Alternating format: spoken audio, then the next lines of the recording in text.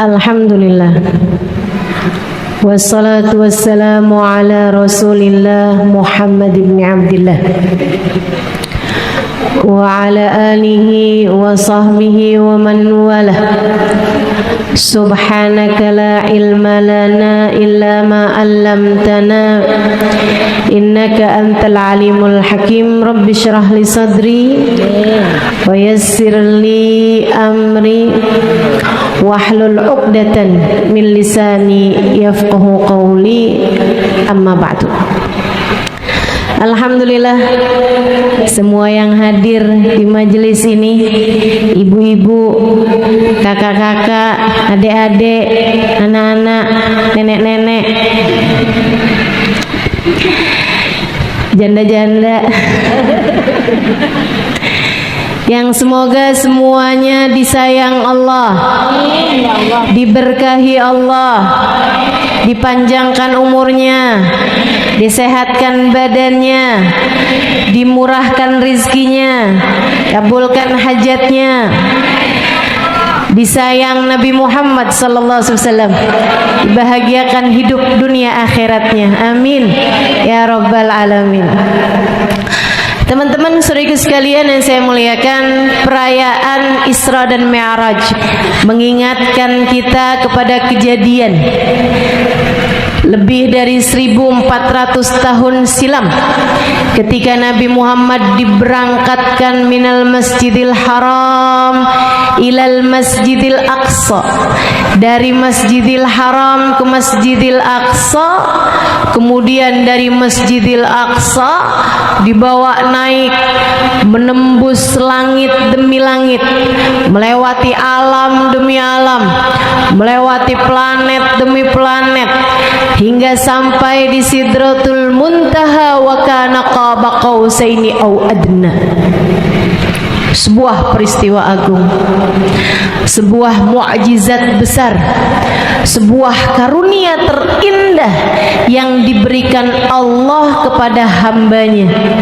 Dan manusia agung yang diberi karunia indah ini tak lain tak bukan manusia yang paling tercinta di hati kita, baginda kita Nabi besar Muhammad sallallahu alaihi wasallam. Semoga saja dengan kita merayakan perayaan Isra dan Mi'raj ini kita mendapatkan sir, kita mendapatkan rahasia, kita mendapatkan keberkahan dari karunia indah yang Allah Subhanahu wa taala berikan kepada Nabi Muhammad insyaallah.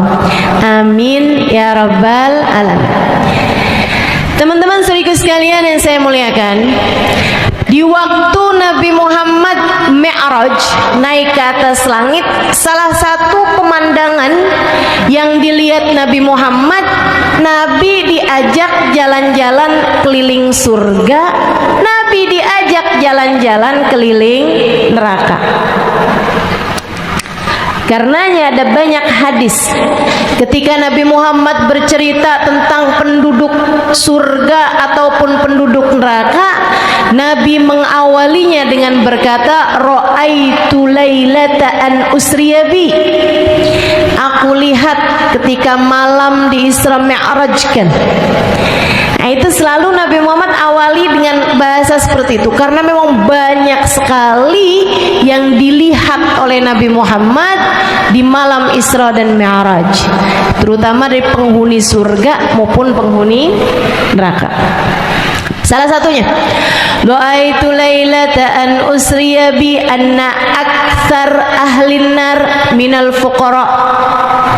Ada nih di kitabnya Imam Ghazali Minhajul Abidin. Kata Nabi Muhammad, malam saya dimi'rajkan ke langit, saya lihat dalam neraka, penghuni neraka kebanyakan orang miskin. Orang miskin siap-siap. Sahabat nanya, aminal mal ya Rasulullah, miskin harta nih Rasul. Yang bikin ada di neraka mungkin karena nggak banyak sedekahnya, karena memang dia nggak ada sesuatu yang bisa dia sedekahkan. Aminal mal ya Rasulullah, miskin hartakah mereka wahai Rasul? Nabi Muhammad menjawab, la bal minal ilm, tidak, melainkan miskin ilmu. Miskin ilmu,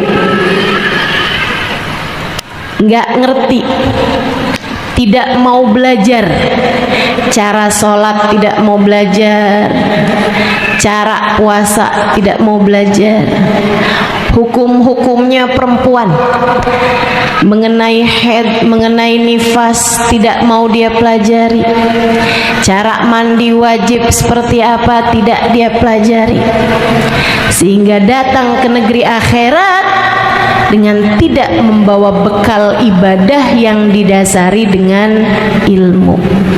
Mudah-mudahan semua yang hadir di sini Allah jadikan minal faqihat, orang-orang yang faham urusan agamanya insyaallah, atau orang-orang yang terus mau belajar ilmu agama insyaallah dan menghormati para ulama. Amin ya rabbal alamin. Teman-teman saudaraku sekalian saya muliakan. Nah, salah satu yang berkenaan dengan tema kita nih di belakang sini, dengan perayaan Isra dan Mi'raj, kita tingkatkan kualitas keimanan dan ketakwaan wanita sebagai tiang negara. Nabi Muhammad mengatakan, lailata an usriya bi ra'aitu aktsar ahli nar minan nisa. Ini suka tidak suka, memang ada hadisnya. Jadi harus saya sampaikan juga agar kita semua tidak termasuk di antara kelompok orang-orang yang disampaikan Nabi ini. Kata Nabi Muhammad, malam aku di Isra Mi'rajkan, aku lihat kebanyakan penghuni neraka dari kalangan kaum wanita. Kenapa banyak perempuan ada di dalam neraka? Karena memang jumlah perempuan di akhir zaman kabarnya lebih banyak daripada jumlah laki-laki. Itu iya juga. Tapi juga memang ada banyak perempuan-perempuan yang terjerumus ke dalam api neraka. Saya berharap yang ada di sini semuanya tidak ada yang termasuk di dalamnya insyaallah. Termasuk juga orang tua kita, anak-anak perempuan kita, semua orang-orang yang kita sayangi insyaallah aman semua, mudah-mudahan amin. Allahumma ajirna minan nar, Allahumma ajirna minan nar, Allahumma ajirna minan nar, wa adkhilna ilal jannati ma'al abrar ya aziz ya ghaffar birahmatika ya arhamar rahimin. Jauhkan kami dari api neraka-Mu ya Allah. Selamatkan kami dan masukkan kami ke dalam surga-Mu ya Allah, bersama dengan hamba-hamba yang baik-baik di sisi-Mu ya Allah. Kami dan seluruh keluarga kami ya Allah, dengan rahmat-Mu ya arhamar rahimin, wahai Zat yang paling rahmat di antara semua yang memberikan kasih sayang. Teman-teman saya sekalian, saat Nabi Muhammad menyampaikan hadis tersebut, ada sahabat pada tanya, dan kita harus berterima kasih nih kepada para sahabat-sahabat yang bertanya. Kita jadi tahu sebabnya. Apa sih? Apa hal yang membuat perempuan banyak yang ada di dalam neraka biar kita hindari, biar kita jauhi? Kita yang oleh Allah dijadikan di dunia ini sebagai tiangnya negara, kita juga berharap di hari akhirat nanti kita juga menjadi para penghuni surga insyaallah. Ya Rasulullah, apa yang menyebabkan perempuan banyak yang ada di dalam neraka? Sebabnya apa? Apa perkara paling banyak yang membuat perempuan terjerumus di dalam api neraka? Ali annahunna naqisatul aql wad din. Apakah karena perempuan itu kurang agamanya. Apa maksudnya kurang akal? Bukan berarti nggak pinter, tapi perempuan itu suka lebih banyak pakai perasaan daripada pakai akal, daripada pakai logika. Istilah orang zaman sekarang, perempuan suka pada baper, kebawa sama perasaan. Masya Allah, tuh perempuan suka kayak begitu. Jadi apakah itu sebabnya Rasulullah perempuan suka main rasa daripada main akal? Ahia naqisatuddin, apakah karena perempuan kurang ibadahnya? Kenapa kurang ibadahnya? Sholatnya dalam sebulan ada potong seminggu karena datang menstruasi. Puasanya sebulan Ramadan kepotong seminggu. Kadang-kadang kalau sebelum Ramadan bulan Sya'ban melahirkan, kepotongnya bukan cuma seminggu tapi sebulan karena terpotong dengan nifas. Apakah karena itu wahai Rasul? La, kata Nabi Muhammad, enggak, bukan. Perempuan banyak masuk neraka bukan karena itu. Itu bukan hal yang merupakan kekurangan perempuan. Perempuan itu malah justru terbawa perasaannya adalah sebuah kelebihan, bukan kekurangan. Dalam beberapa hal, kabarnya saya kasih tahu aja ya, perempuan itu antara akal kanan sama akal kirinya seimbang, sehingga ada keseimbangan antara berbagai macam hal. Perempuan bisa berpikir sambil mengerjakan sesuatu. Makanya jangan heran, perempuan tuh suka dibilang multitasking. Kalau pagi-pagi nih sambil masak, sambil dengerin YouTube, TV buka juga. Begitu ya. Ini kayaknya yang ketawa berasa nih. Habis gitu sambil gendong anak pula. Kalau anaknya nangis, di mesin cuci baju-bajunya lagi dimasukin pula. Itu semuanya sambil kerja tuh. Telinga kerja, mata kerja, handphonenya bunyi, sempet diangkat, diajakin ghibah, diajak gosip sama temennya, bisa nyambung. Masya Allah.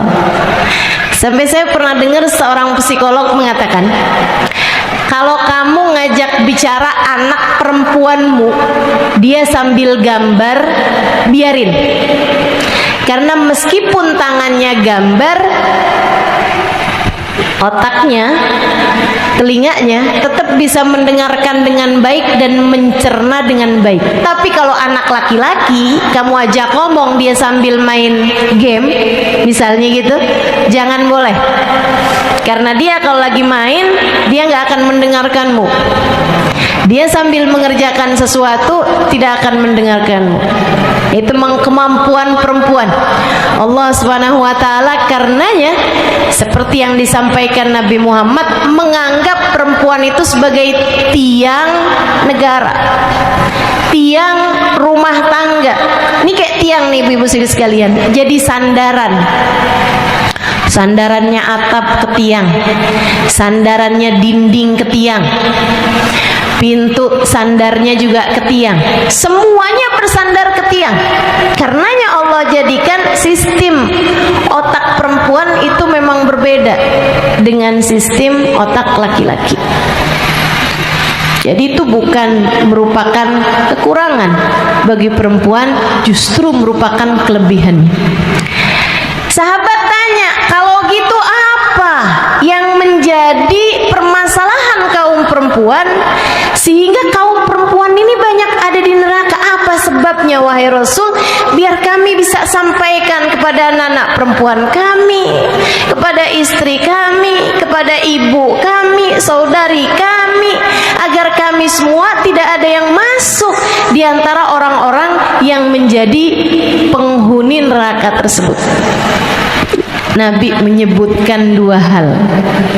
Simak baik-baik wahai calon penghuni surga. Simak baik-baik biar kita semuanya terhindar dari neraka. Kata Nabi Muhammad alaihi salatu wassalam, li'annahunna yakthurnal la'nah wa yakfurnal ashirah. Li'annahunna yakthurnal la'nah wa yakfurnal ashirah. Yang pertama, li'annahunna yakthurnal la'nah, karena perempuan itu suka ngomel. Perempuan suka caci maki. Perempuan gampang mengolok-olok. Perempuan gampang menghina orang. Perempuan lidahnya lebih ringan buat berkata sesuatu yang buruk pada orang lain. Banyak di antara perempuan calon penghuni neraka. Kalau yang di sini calon penghuni surga semua, insya Allah nggak begitu. Banyak di antara perempuan calon penghuni neraka yang tidak mampu menjaga lisan mereka. Nah, kalau zaman sekarang ditambahin, selain nggak bisa jaga lisan, nggak bisa jaga jempol.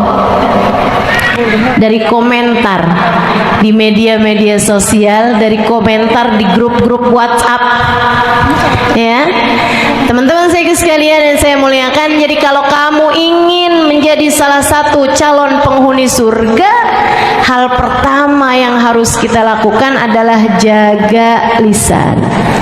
Jaga lisan. Jaga mulutmu. Mulutmu harimaumu. Diterkam bisa-bisa dirimu sama mulutmu sendiri. Hati-hati teman-teman, hati-hati. Lisan nih, sumber petaka paling jahat. Lisan nih, sumber kecewa paling banyak. Sumber penyesalan paling banyak disebabkan karena ulah lisan. Teman-teman saya sekalian, sering nggak habis ngomong nyesel, ya ampun, coba tadi nggak ngomong gitu. Sering? Atau lebih sering, aduh saya nyesel kenapa tadi nggak ngomong, kenapa saya diem aja? Enggak, jarang ya. Kita lebih sering menyesal karena berbicara daripada menyesal karena diam. Jaga lisan, terutama kepada orang-orang tersayang, orang-orang yang ada di sekitar kita. Kita nih kadang-kadang kalau kita di luar, kita gampang minta maaf sama orang. Coba aja perhatikan, kita kalau di jalan gitu kan, kita tabrak orang, kita langsung bilang, maaf ya, maaf, saya nggak sengaja, maaf ya. Tapi kalau dalam rumah, kita lagi jalan, kita nabrak suami kita, kenapa sih duduk di sini? Kayak nggak ada tempat aja, sanaan kenapa? Masya Allah, padahal kita yang nabrak, tetap juga nyalahin dia. Begitu? Ada yang begitu di sini?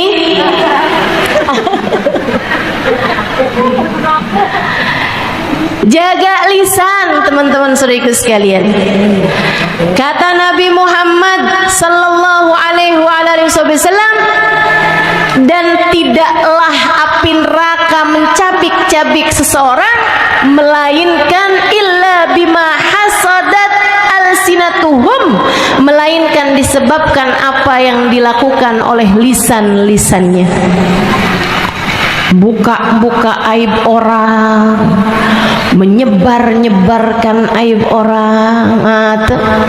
Ini dia nih, kalau udah tahu ada aib dibuka sana buka sini, seneng rasanya semua orang tahu siapa dia sebenarnya. Wah, padahal dalam hadis Nabi Muhammad mengatakan, siapa yang menutup aib saudaranya, Allah akan menutup aibnya dunia dan akhirat.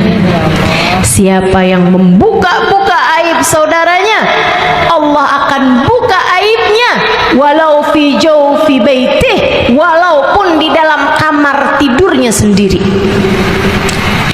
sama Allah. Mudah-mudahan Allah jadikan kita perempuan yang bisa jaga lisan. Amin. Ada namanya Hatim Al-Asam, ya. Ada seorang ulama namanya Hatim Al-Asam. Itu dikenal sebagai orang yang tuli. Padahal beliau nggak tuli. Kenapa dikenali sebagai orang yang tuli? Jadi sewaktu beliau datang ke satu tempat untuk mengajar, berdakwah, menjadi seorang ustadz, orang semua kenal siapa beliau, ulama terkemuka. Ada satu waktu, mohon maaf nih ya, datang seorang perempuan mau bertanya tentang hukum sesuatu.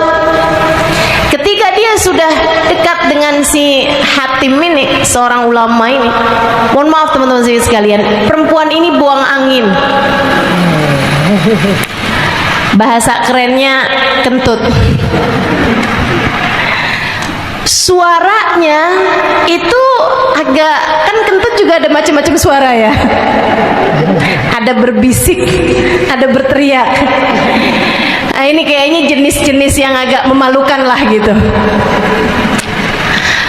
Merah padam mukanya. Ya Allah, ini yang namanya keluar angin nih kan, jangankan di hadapan seorang ulama yang sangat mulia gitu. Di hadapan orang biasa-biasa aja kita malu. Di hadapan anak kita aja kan kita malu kan. Ini di depan ulama yang memang sangat terhormat gitu. Merah padam mukanya. Hatim Al-Asam berusaha untuk membuat dia jangan sampai merasa malu, jaga hatinya. Kemudian dia berkata, "Ibu tanya tadi mas saya." "Iya Tuan." "Tolong agak keraskan suaranya Bu, saya tuli." Perempuan ini mengeraskan suaranya. "Jadi Tuan, saya mau bertanya urusan satu ini. Suami saya kemarin bilang," dia agak kerasin suaranya, "jatuh talak atau tidak itu Tuan?" Katanya Hatim, "Ibu boleh lebih keraskan lagi suaranya. Fi udhuni somam, telinga saya tuli Bu." Perempuan ini ketika Hatim minta dikeraskan lagi suaranya, taulah dia, "Oh alhamdulillah, waktu saya kentut tadi dia nggak kedengeran." Perempuan ini senang, tapi kemudian jadi pertanyaan Hatim, kalau satu hari dia tahu kalau saya sebenarnya pura-pura tuli, dia pasti akan malu juga. Hatim memutuskan sepanjang hidupnya perempuan tersebut beliau berpura-pura tidak mampu mendengar dengan baik. Buat nutupin aib perempuan tersebut, Hatim sampai dapat julukan Hatim Al-Asam, Hatim yang tuli. Itu nutupin aib perempuan satu aja, beliau sampai akhlaknya seperti itu teman-teman. Mudah-mudahan Allah karuniakan kepada kita kebaikan hati yang membuat kita juga jadi memiliki kebaikan lisan insyaallah. Ada kisah dari seorang habaib namanya Habib Abdullah bin Yahya, salah satu salah satu pemuka dalam thariqah Al-Ba'alawi ya. Para habaib-habaib itu banyak thariqahnya, mereka thariqah Ba'alawi. Kayak baca Ratib Haddad, baca Wirdul Latif kalau pagi hari, baca kayak teman-teman baca ini kan Maulid Habsyi, baca Maulid Dibai. Nah, itu salah satu dari jalannya thariqah Al-Ba'alawi, jalannya para habaib gitu, zikir-zikirnya para habaib. Ada salah satu dari habaib kita namanya Habib Abdullah bin Yahya alaihi ridwanullah. Satu waktu didatengin seorang perempuan, ibu-ibu nangis-nangis kepada Habib Abdullah bin Yahya. Bilang, "Habib, tolong saya, Habib, tolong saya." Kata Habib, "Gimana tuh? Kenapa?" Dia bilang, "Bib, habis toleh kanan kiri nggak ada orang, boleh saya ngomong sesuatu nih aib sekali Bib buat diri saya." "Oh yes, ya udah." Jauh semua yang lain-lain, tapi yang nggak sampai deket sekali ya. Kenapa, kata Habib? Dibilang, anak saya Bib, perempuan, belakangan ini kok suka pusing-pusing kalau pagi, mual-mual kalau pagi, suka betahak kalau pagi. Bukan karena kena COVID ini ya. Saya curiga aja Bib. Kemarinan saya tanya, ternyata dia ngaku lagi hamil Bib, padahal belum punya suami. Hamil di luar nikah. Apa yang harus saya lakukan, Habib? Saya ini bingung Bib. Berapa umur anakmu? 19 tahun Bib. Oh baik. Ibu ada cerita ini kepada yang lain? Belum ada Bib, saya galau Bib, saya susah. Jadi saya pagi ini juga saya langsung datang ke tempat Habib, saya minta jalan keluar dari Habib. Apa yang harus saya lakukan Bib? Saya gugurkankah atau apa yang harus saya lakukan? Ibu alamatnya di mana Bu? Banjarbaru Habib. Enggak ya. Jalan sekian, nomor sekian, gitu kan? Kasih tahu. Ini hari Sabtu. Ibu malam Senin nanti ada acara di rumah? Ada di rumah? Ada Bib. Kenapa Bib? Udah, Ibu gini aja. Ibu nggak usah ngomong masalah ini sama siapapun. Tutup rapat-rapat. Jangan sampai ada yang diomongin hal ini. Lebih Habib. Terus gimana Bib? Pulang ke rumah, udah anaknya nggak usah dimarahin, udah nggak usah buat apa-apa. Nanti Bu malam Senin saya mau datang ke tempat Ibu siap-siap ya. Oh gitu Bib. Baik Bib. Ini ibu ini pikir mungkin Habib mau datang, mau baca-bacain anak ini. Mungkin Habib mau datang mau ngasih nasihat kepada anak perempuan ini. Perempuan ini pulang, Habibnya panggil anak-anak perempuannya. Beliau usia 50-an ke atas, mungkin 60-an ke atas. Beliau panggil putri-putrinya. Dia bilang, Abah rasa Abah kepengen nikah lagi. Anak-anaknya solehah. Mereka tahu ayahnya sangat soleh. Pasti punya alasan dalam melakukan segala sesuatu. Jadi ayahnya bilang, anaknya bilang, apa yang harus kita persiapkan ayah? Tolong siapkan, belikan kain, belikan mukena, belikan abaya, belikan sepatu, sendal, belikan perhiasan. Kita nanti mau melamar perempuan malam Senin. Lebek ayah. Malam Senin datang bawa rombongan anak-anak perempuannya. Si ibu didatengin Habib yang sangat mulia di negerinya. Memang semua orang memuliakan beliau ya. Zaman tersebut setara Habib Umar bin Hafid lah zaman sekarang. Habib Abdullah itu. Ini kejadian bukan di Hadramaut tentu saja ya, di Indonesia sini. Teman-teman sekalian, wah rame rumahnya. Wah ada Habib Abdullah datang, Habib Abdullah datang. Tetangga semuanya pada berdatangan ke rumah itu, rame banget. Gitu nyampe Habib Abdullahnya bilang, saya datang ke sini bilang sama ayahnya untuk melamar anak perempuanmu, menikah kalau boleh malam ini juga. Seneng sekali ayahnya, anaknya dilamar sama Habib Abdullah ini. Ulama paling terkemuka pada zaman tersebut. Mereka semua nggak tahu bahwa tujuannya Habib melamar anak perempuan ini untuk menutupi aibnya. Masya Allah. Ini hati terbuat dari apa ya? Kenapa kok hati kita kadang-kadang melihat aib orang lain bawaan malah pengen cerita? Bukannya ditutupi sebisa mungkin. Kenapa nih? Kalau dengar ada kekurangan orang malah jadi salah satu radio-radio penyampai. Salah satu penyebar bahkan berita yang belum pasti, berita masih hoax, senangnya luar biasa kalau dengar aib orang. Ya Allah, kita minta sama Allah, mudah-mudahan Allah jauhkan sifat ini dari diri kita. Allah tutupi aib-aib kita. Allah tutupi aib orang Islam dari kita, insya Allah. Saya sering bilang sama teman-teman saya, tolong jangan ceritain sesuatu yang buruk tentang teman-teman saya, tentang keluarga saya. Jangan.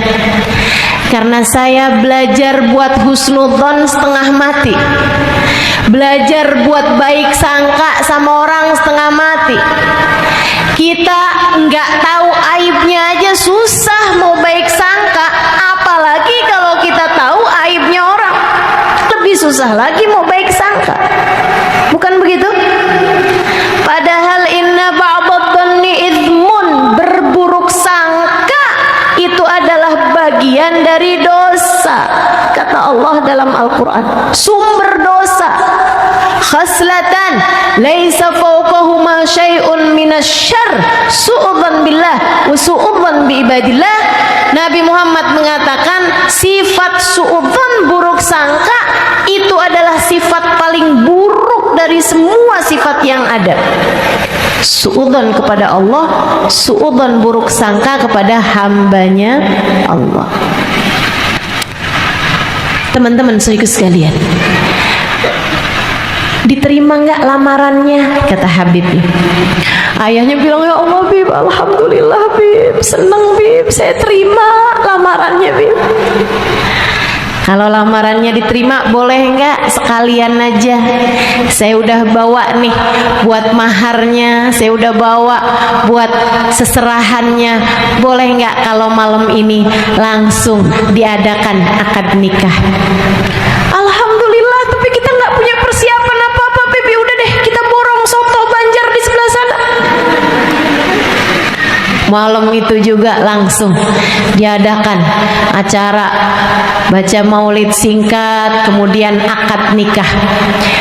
Habis selesai itu, si ibu nih tinggal nangis saja di dalam rumahnya, penuh syukur. Ya Allah, Masya Allah, Habib ini nutupi aib anak perempuan saya, sampai mau-maunya menikahi anak perempuan saya, pezina, seorang pezina, perempuan yang hamil di luar nikah. Teman-teman saudara sekalian, Habib ini nikahin beberapa malam bersama dengan perempuan tersebut itu tanpa berhubungan intim, salaman aja. Habis itu dinasehatin sama Habib, setiap malam dikasih tahu, diajak sholat berjamaah, diajak zikir bersama, diajak sholawatan bersama, tanpa pernah berhubungan intim sama beliau. Sampai perempuan ini benar-benar taubat, malu sama Allah Subhanahu wa ta'ala. Dia nangis depan Habibnya, saya taubat Bib, saya malu sama Allah Bib. Habis taubat sungguh-sungguh, subhanallah, Allah kasih beberapa hari kemudian keguguran. Biasanya tandanya seorang pezina yang hamil di luar nikah, jika dia bertaubat kepada Allah, Allah akan gugurkan kehamilannya. Kata guru saya yang bercerita ini, yaitu Al-Habib Umar bin Hafid. Jadi cerita ini saya dengar dari Al-Habib Umar bin Hafid. Cirinya seorang pezina yang bertaubat kepada Allah dan dia hamil, jika dia hamil di luar nikah, cirinya adalah digugurkan oleh Allah Subhanahu wa ta'ala kandungannya. Gitu. Jadi nggak usah pakai aborsi. Kalau sungguh-sungguh kamu bertaubat kepada Allah, Allah akan gugurkan. Tidak ada yang lebih indah dari taubat pada Allah Subhanahu wa ta'ala, teman-teman saudara sekalian. Akan tapi kita minta sama Allah, mudah-mudahan Allah jauhkan anak-anak kita, cucu-cucu kita, keturunan kita semuanya dari pergaulan-pergaulan bebas, dari perzinaan, dari narkoba, dari minuman keras, dari semua hal-hal yang diharamkan Allah, insyaallah. Amin ya rabbal alamin. Habis dia keguguran, beberapa waktu berselang, Habib kemudian menceraikannya. Udah jadi perempuan solehah sekarang, udah jadi perempuan Masya Allah sekarang, sama Habib diceraikan. Habis diceraikan sama Habib, beberapa bulan kemudian yang ngelamar ngantri. Ini perempuan jandanya Habib Abdullah. Pasti nih Habib nikahi dia karena dia memang perempuan yang luar biasa. Waduh, yang ngelamar banyak bener. Sampai kemudian diistikharahkan, dah ada laki-laki saleh yang kemudian menikah dengan perempuan tersebut dan kehidupannya menjadi kehidupan yang baik. Tuh, lisan ya, jangan suka buka-buka aib orang. Sebisa mungkin kita punya lisan, kita jaga. Kita punya lisan, kita jaga. Jangan sampai keluar kalimat-kalimat yang menyakitkan. Nabi Muhammad mengatakan, ayyuma imra'atin qalat li zawjiha ma ra'aitu fika khairan qad tahwi biha fi nari jahannam sab'ina kharifah. Jika ada seorang perempuan berkata kepada suaminya, ya ampun bang, hidup sama kamu isinya sengsara mulu, neraka rasanya. Kamu kenapa nggak bisa jadi kayak suami orang gitu? Emang selama ini dia kalau nggak kawin sama orang, kawin sama apa? Yang lain diajak jalan-jalan ke luar negeri, saya ke Indomaret aja enggak.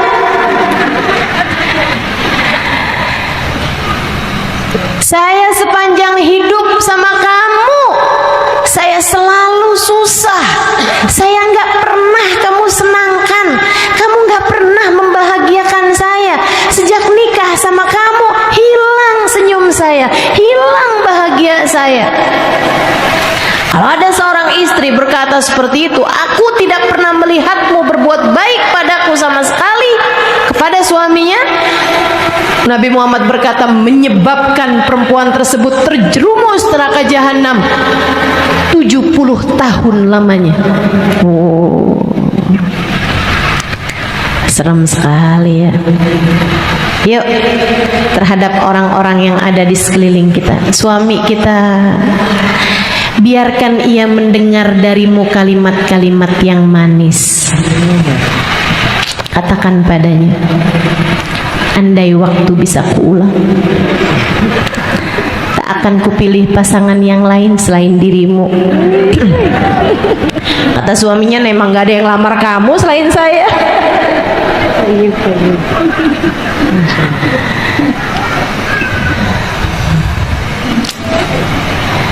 Masya Allah.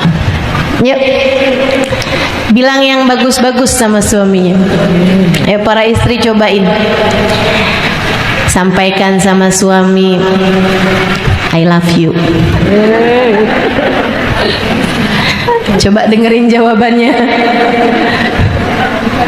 Kamu salah minum obat apa gimana nih?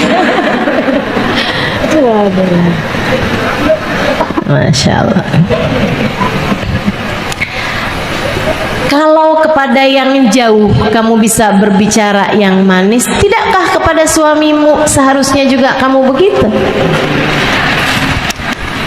Kalau kepada yang jauh-jauh yang tidak mengenalmu, kamu bisa jaga kalimat-kalimat yang keluar dari lisan kamu, tidakkah kepada orang-orang di sekelilingmu seharusnya kamu begitu? Anak-anakmu, teman-teman, anak-anakmu, daripada kamu omelin dia, dasar ini rapot kenapa kok bisa matematika 5, bikin malu mama aja.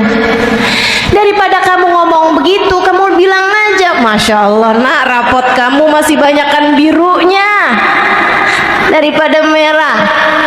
Yang merahnya pun juga nih 5 nih, mama dulu 3.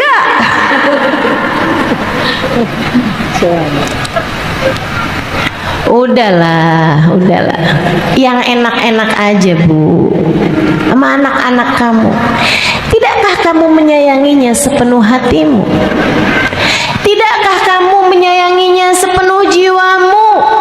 Tidakkah ia adalah hal terindah yang Allah berikan dalam hidupmu? Akan tetapi pernahkah kamu sampaikan itu kepada anak-anakmu? Pernahkah kamu dekap anakmu kemudian kamu berkata, "Nak, kamu adalah hadiah terindah yang Allah berikan dalam kehidupan mama. Terima kasih anakku sayang."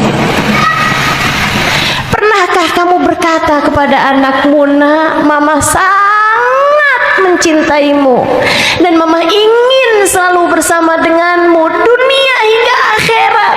Maka nak, mari kita berbuat kebaikan agar tidak hanya di dunia kita bersama, tapi kelak di hari akhirat pun juga kita dapat berkumpul bersama." Ibu-ibu, sampaikan kepada anakmu kalimat-kalimat yang indah. Ia akan menjadi penghibur hatinya di saat hatinya galau. Ia akan menjadi penenang hati mereka di saat mereka menghadapi keadaan yang kering, keadaan yang gelap di luaran sana. Anak itu biarkan merasa dicintai oleh orang tuanya. Itu adalah hak mereka untuk mendapatkan cinta dan kasih sayangmu. Katakan kepada mereka, ibu-ibu. Jangan biarkan lisanmu selalu berkata hal yang tidak enak buat mereka. Sholat enggak? Kamu enggak sholat kan? Neraka loh. Ya Allah, ya Allah. Kita itu sama Nabi Muhammad dibilang al-jannah tahta aqdamil ummahat. Surga yang ada di bawah telapak kaki ibu, bukan neraka. Jadi nggak usah bawa neraka. Bawalah surga dalam percakapanmu dengan anak-anakmu. Bawalah hal-hal yang menyenangkan. Bawalah salam, bawalah kedamaian dalam hati anak-anak kita. Karena demikian yang Allah Subhanahu wa taala sampaikan terhadap dirimu, ada surga di bawah telapak kakimu. Teman-teman saudaraku sekalian yang saya muliakan, bicara yang menyenangkan terhadap anak kita, terhadap suami kita, terhadap orang-orang di sekeliling kita. Walaupun memang kulil haq walau kana murra, ucapkan kebaikan, kebenaran walaupun pahit. Nah, tapi kalau masih bisa dengan bahasa yang manis, kenapa pilih yang pahit? Berbicaralah yang manis. Saya punya cerita indah dari Abdullah ibn Mubarak. Ini kelas atas sih ini. Abdullah bin Mubarak lagi pergi haji. Ulama terkemuka pada masa tersebut ya. Tapi beliau sederhana sekali. Habisnya mengerjakan sholat subuh di Masjid Al-Haram, beliau jalan-jalan naik unta.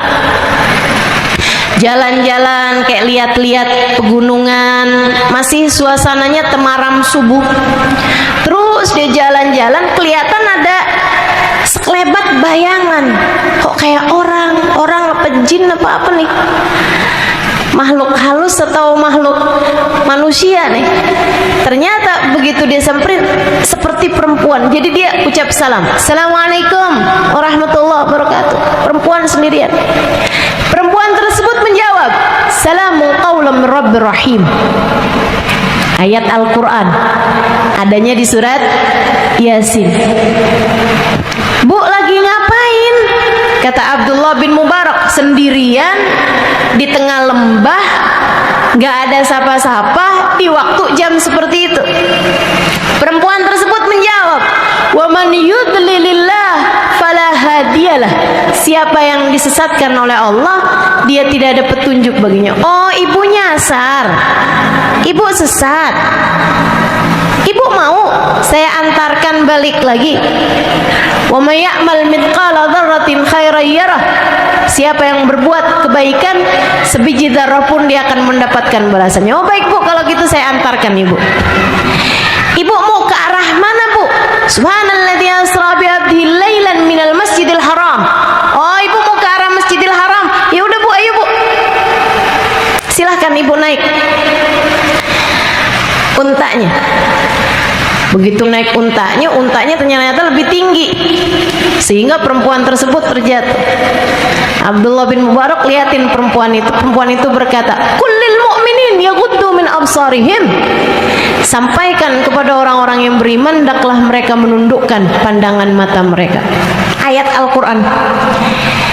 Abdullah bin Mubarak menundukkan kepalanya, kemudian menundukkan juga untanya biar gampang ibu ini naik. Ibu ini naik, kemudian baca, Subhanalladzi sakhkhara lana hadza wa ma kunna lahu muqrinin wa inna ila rabbina lamunqalibun. Jalan nih, kemudian naik untanya. Abdullah bin Mubarak lihat ini ibu-ibu ini kayaknya dari tadi ngomongnya ayat aja gitu. Saya mau tanya pertanyaan yang kira-kira nggak ada di ayat. Jawabannya, Bu, ibu udah nikah? La tas'alu an asya'in tubdalakum tasukum. Kata perempuan ini, janganlah suka bertanya sesuatu yang kalau kamu tahu jawabannya kamu akan kecewa.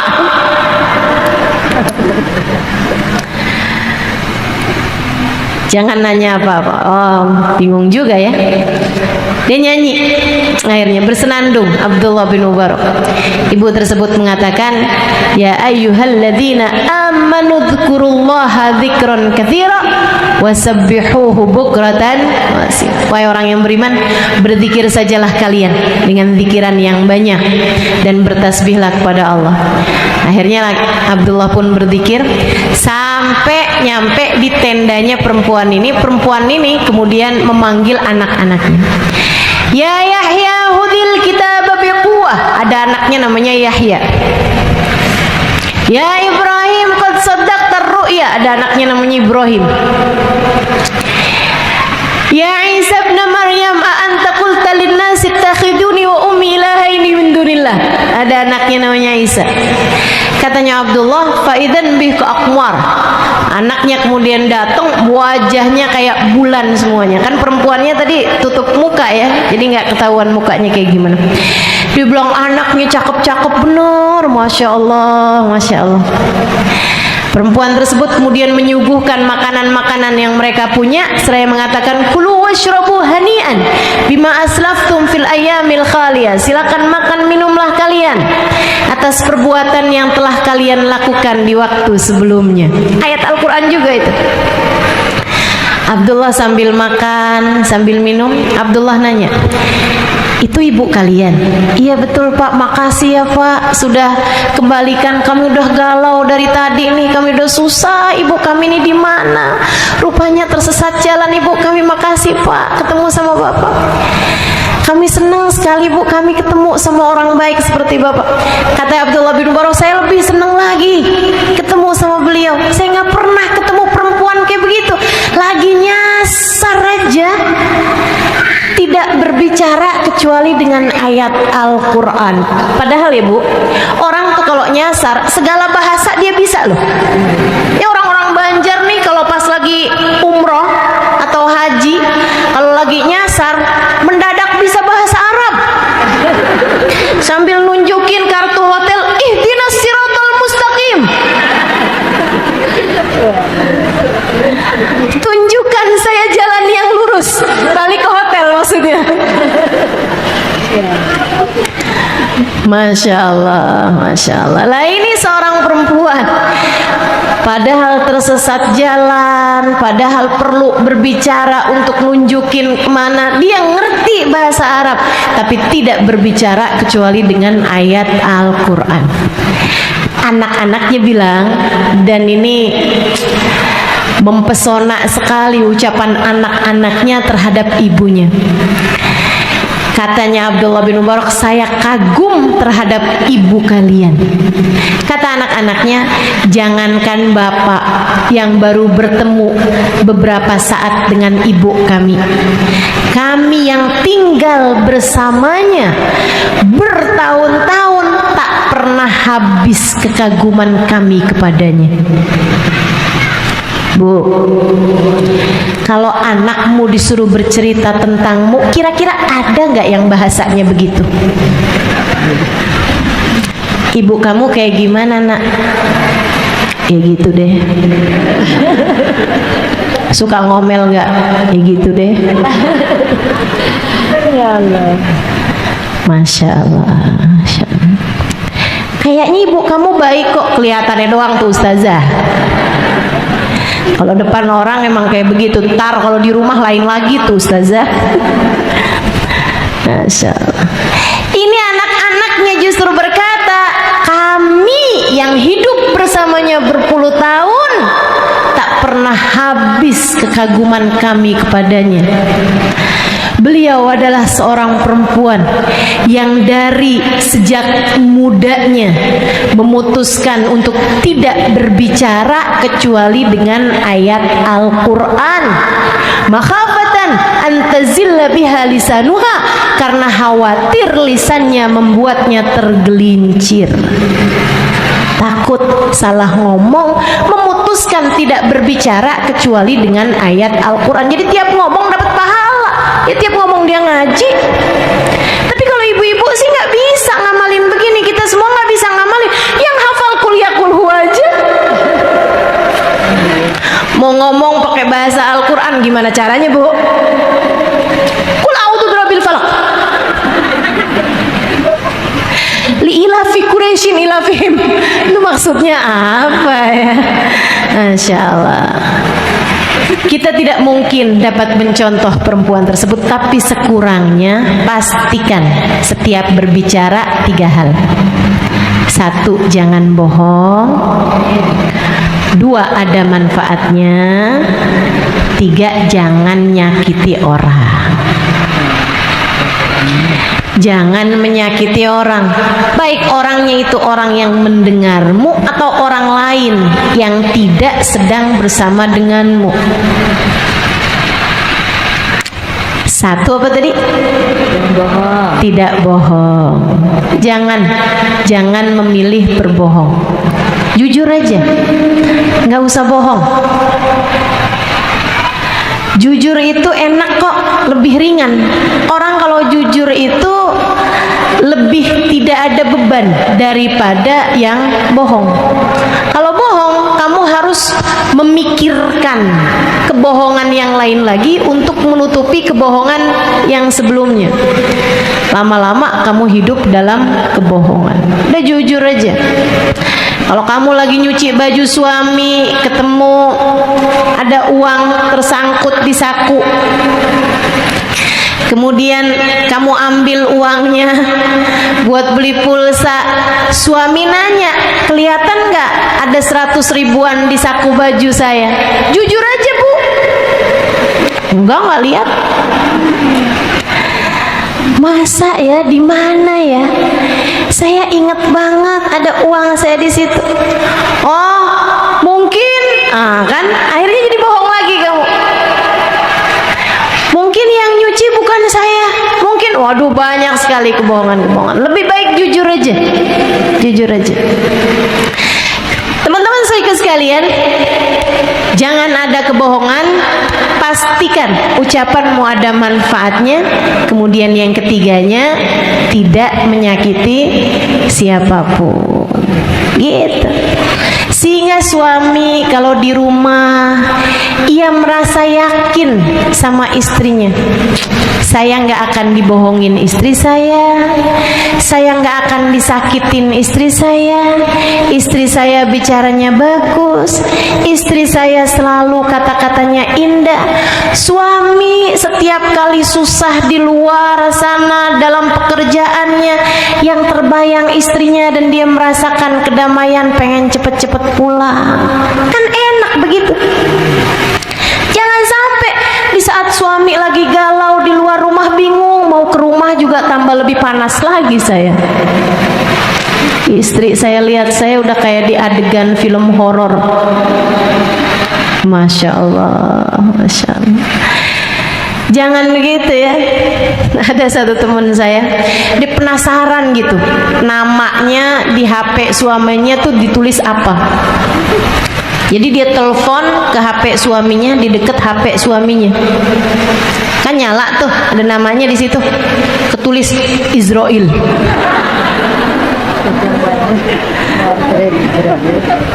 Masya Allah. Dibilang sama suaminya, ya ampun bang, nama saya ditulis Israel. Kata suaminya, maksud saya Israel itu kan kalau memanggil nggak bisa ditunda. Luar biasa ya.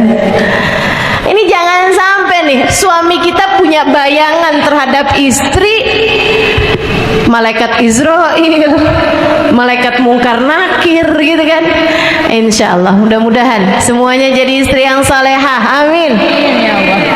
3 hal tersebut teman-teman, jaga lisanmu sehingga semoga kita menjadi perempuan-perempuan yang pantas berada di dalam surga insya Allah. Amin ya rabbal alamin.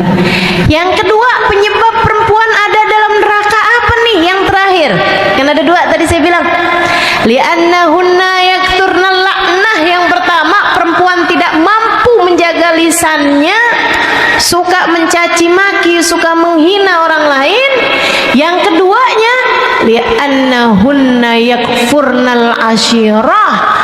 Perempuan susah berterima kasih kepada keluarganya, susah berterima kasih kepada keluarganya. Kalau jadi anak susah terima kasih sama orang tuanya, selalu aja membandingkan dirinya dengan anak orang lain. Enak ya kalau jadi anaknya dia, enak ya kalau jadi dia. Ngelihat orang tuanya berasa kurang aja. Ini jangan sampai kita jadi kayak begitu. Karena orang tuamu tentu tidak sempurna, tapi biasanya orang tualah yang mampu menyayangi anaknya dengan sempurna. Kasih sayang orang tua sempurna teman-teman.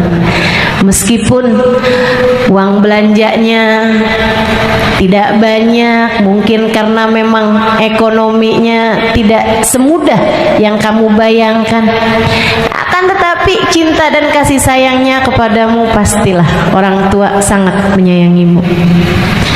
Para istri, jangan sampai hatimu tidak mampu berterima kasih kepada suamimu.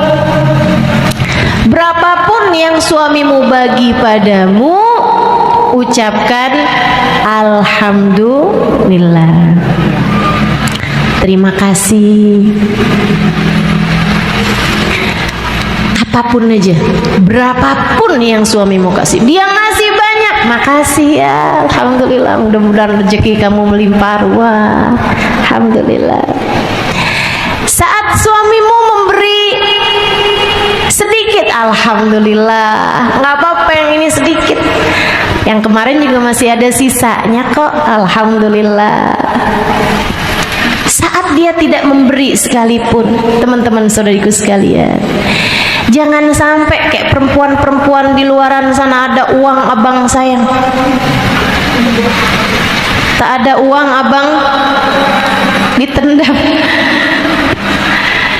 Jangan begitu, jangan begitu. Sebagai seorang muslimah, sebagai seorang mukminah, kamu seharusnya faham pemberi rizki cuma satu, namanya Allah. Pemberi rizki cuma satu, namanya Allah. Teman-teman saudariku sekalian, enggak lain, enggak bukan, Allah aja yang ngasih kepada kita rezeki. Kalau suamimu sedang tidak mampu memberikan kepadamu banyak, tetaplah meminta, bukan kepada suamimu tapi kepada Allah. Bahkan katakan kepada suamimu, bang, saya nggak apa-apa kalau abang nggak pernah ngasih kepada saya harta yang banyak, nggak apa-apa. Kalau kita nih bang di rumah makan itu aja nggak apa-apa. Kalau kita nih, saya nih abang nggak pernah belikan kepada saya baju yang bagus-bagus kayak yang dipakai teman-teman saya nggak apa-apa bang, saya tahan.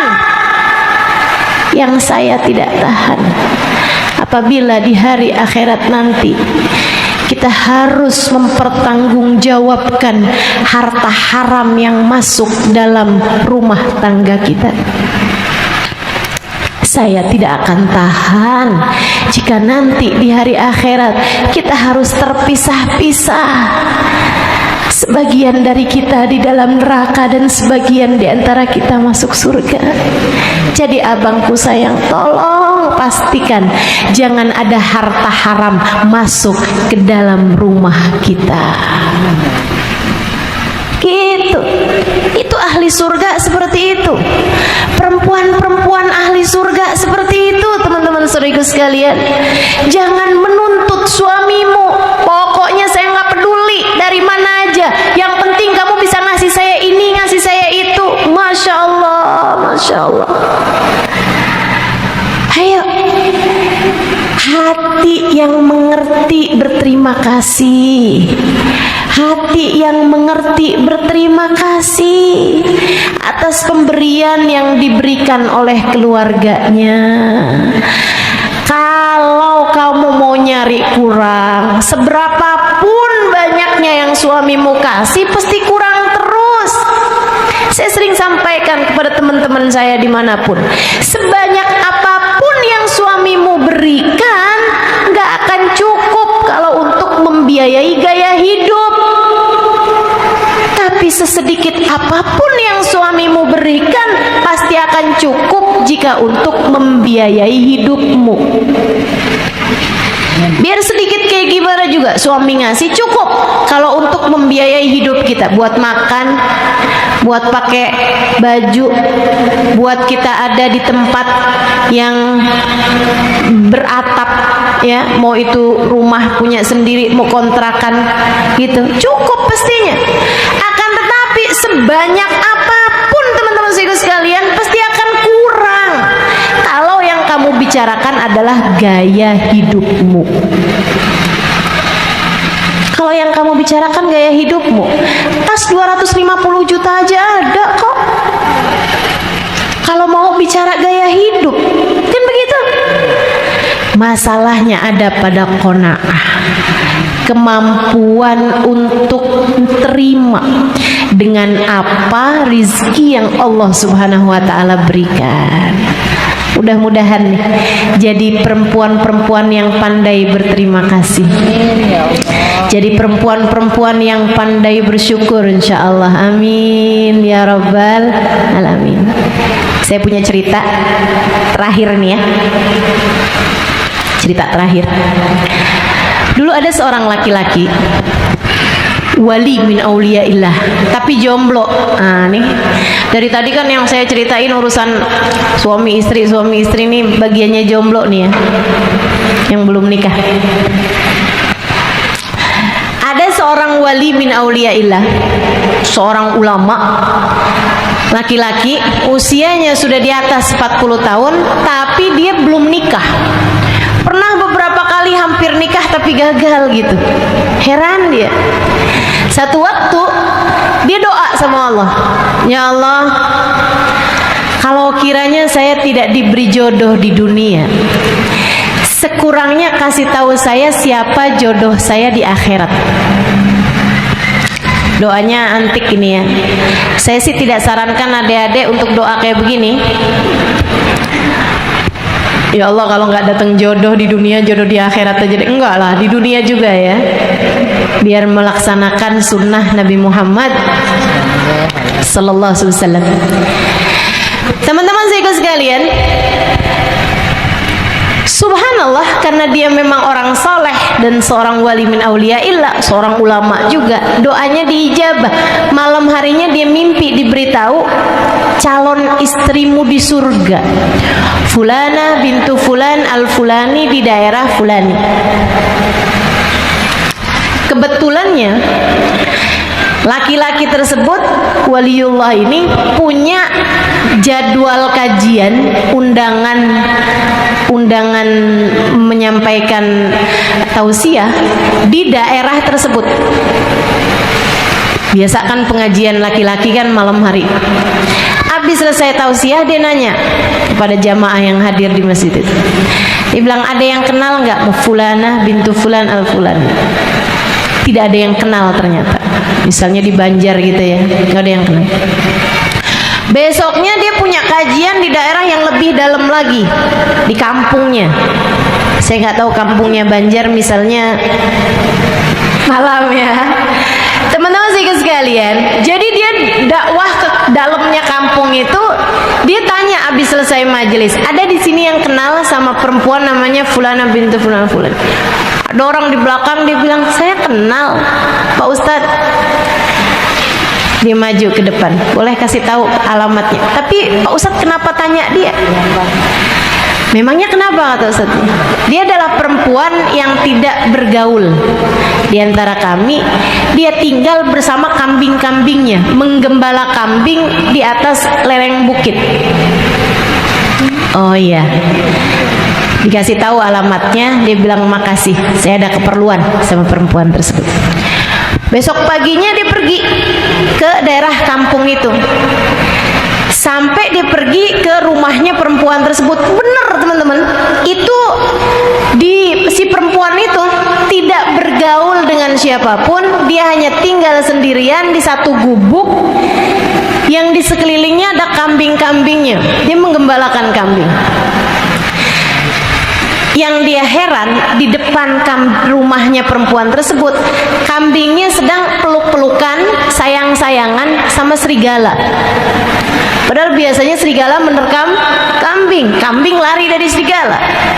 Tapi karena dia seorang waliullah, dia tahu, Masya Allah, ini rahmat Allah turun sangat besar sekali kepada perempuan ini, sampai membuat kambing sama serigala dituruni rahmatnya Allah, kasih sayang Allah, sampai yang mestinya musuhan jadi saling sayang. Dia pun kemudian ketok pintu. Assalamualaikum warahmatullahi wabarakatuh, ya Fulana bintu Fulan al-Fulani. Yang di dalam nyaut, Waalaikumsalam warahmatullahi wabarakatuh, ya Fulan bin Fulan al-Fulani. Tahu siapa yang datang? Ini wali ketemu waliyah nih. Kemudian perempuan tersebut menjawab, Rahmin inda babi, pergilah jauh-jauh dari pintuku, bukan di dunia tempat kita bertemu. Wah, luar biasa ya. Jadi nih perempuan kalau solehah nih bisa jadi waliyah nih, memang bukan main-main.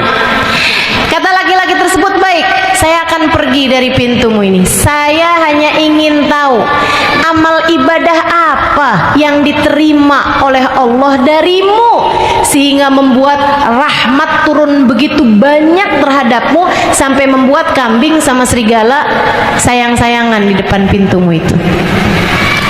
Kata perempuan tersebut, saya nggak tahu, tapi barangkali ada husailah, ada satu sifat kecil yang saya punya dalam diri saya. Apa itu? Dengerin nih. Saya kalau lagi panas tidak berharap dingin. Saya kalau lagi dingin tidak berharap panas. Saya kalau lagi sehat tidak berharap sakit. Kalau lagi sakit tidak berharap sehat.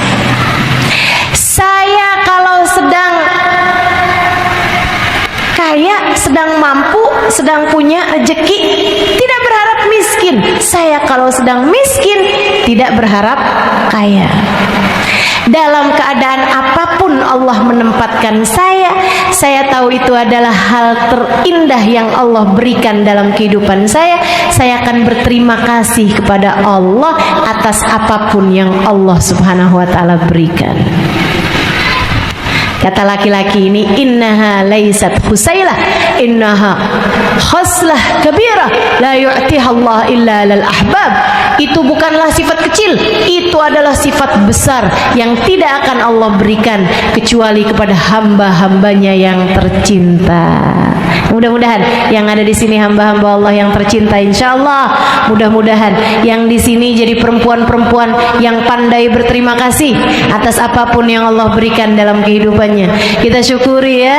Yang belum menikah disyukuri, insyaallah saatmu berbakti kepada orang tua, saatmu menyenangkan orang tua.